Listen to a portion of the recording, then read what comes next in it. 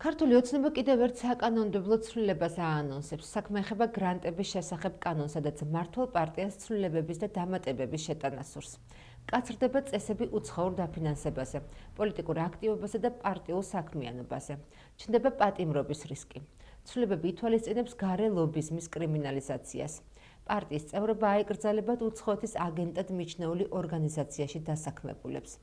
სანქციები წესდება კომპანიებისთვის საჯარო პოლიტიკურ აქტივობაზე.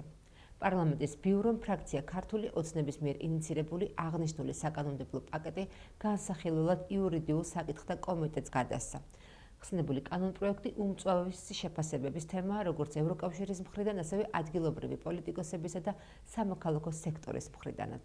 რეჟიმი ცდილობს და ეს ნაბიჯიც არის ერთ-ერთი, ალბათ ერთ-ერთი ბოლო ნაბიჯია საბოლოო ძალაუფლების კონსოლიდაციისკენ, რადგან ეს კანონები, რომელიც მიიღეს მანამდე და ეხლა კიდევ უფრო ამძიმებენ, ეს არის დარტყმა პირდაპირ მედიაზე, ეს არის დარტყმა პირდაპირ სამოქალაქო საზოგადოების ორგანიზაციებზე.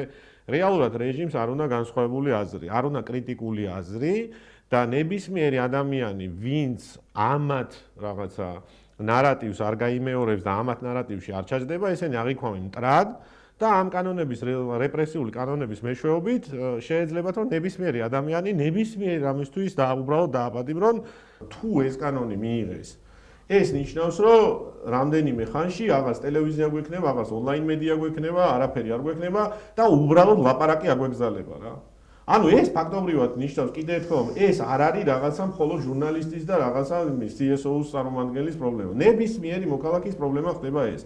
მით უმეტეს იმ ქვეყანაში, რომელშიც უამრავ ადამიანს ურისხავენ თანხას თავისი წასული ოჯახის წევრები. მაგ თანხაზეც შეუძლიათ იგივე დავა. რომ უცხოეთიდან იმიტომ გადმოგირიცხა შენ თანხა, შენმა დამ, ძმამ, დედამ, მამამ, რომ შენ აქ რაღაცები აკეთო ისეთი, რაც ამათ არ მოსწონთ. და ამაზე შეუძლიათ შენზეც აღზრდას სიცოცხლის სამართლისაკვე და იმაზეც რა. და რამდენი ადამიანია ხო იცი შენს დამოკიდებული ამ გადმორიცხვებზე, ხო, რამდენი ემიგრანტი ყავს ამ ქვეყანას. ხო, რა არის გამოსავალი? მოქალაქემ უნდა შეეწინააღმდეგოს ისევ რა. უნდა ადგეს და უნდა გააპროტესტოს ესეთი ეს კანონები.